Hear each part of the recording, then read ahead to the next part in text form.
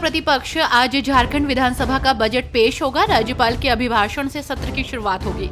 Budget सत्र के दौरान हंगामा होने के भी आसार हैं। आपको बता दें कि 4 मार्च को यानी कि कल बजट पर सामान्य वाद विवाद में पक्ष विपक्ष के सदस्य अपनी बातों को रखेंगे। 5, 6 और 7 को विभिन्न विभागों की अनुदान मांग पर चर्चा होगी। दिल्ली में महिलाओं के लिए बहुप्रतीक्षित 2500 रुपए प्रति माह की वित्तीय सहायता के रोल आउट की घोषणा 8 मार्च को अंतर्राष्ट्रीय महिला दिवस के मौके पर हो सकती है।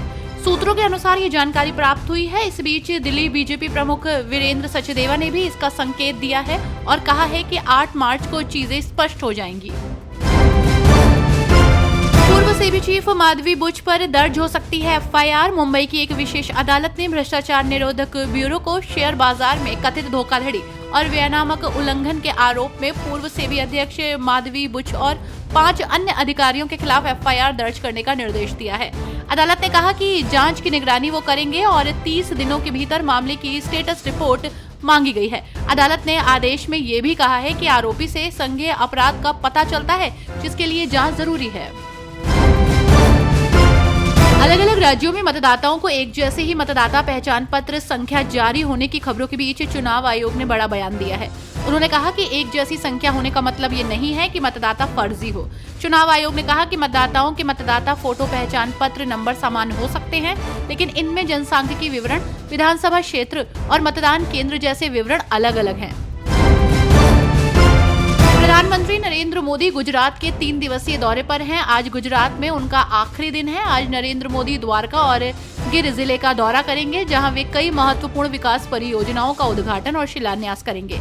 इनमें इंफ्रास्ट्रक्चर, पर्यावरण और पर्यटन से जुड़े प्रोजेक्ट शामिल हैं।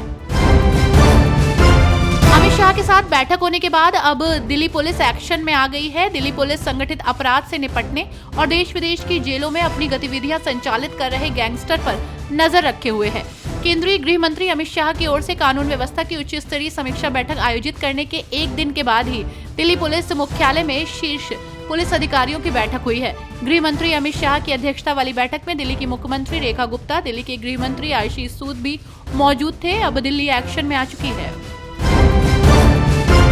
आज रमजान का दूसरा दिन और झारखंड सरकार ने रमजान के महीने में मुस्लिम कर्मचारियों को बड़ी राहत दी है।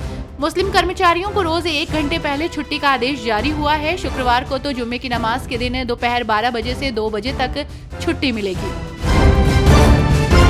झारखंड सरकार की ये बात भाजपा नेताओं को अच्छी नहीं लगी है। रमजान में छुट्टियों के ऐलान से झारखंड की सियासत गर्मा गई है। बीजेपी सांसद निशिकांत दुबे ने हेमंत सोरेन सरकार पर हमला बोला और सोशल मीडिया पर पोस्ट लिखा। उन्होंने लिखा कि झारखंड राज्य को इस्लामिक राज्य घोषित करने का समय आ गया है। चमोली ऐप लॉन्च का रेस्क्यू ऑपरेशन समाप्त हो गया है। भारत चीन सीमा के पास स्थित माड़ा पास क्षेत्र में शुक्रवार यानी कि 28 फरवरी को भीषण हिमस्खलन के बाद बचाव कार्य खत्म हो चुका है।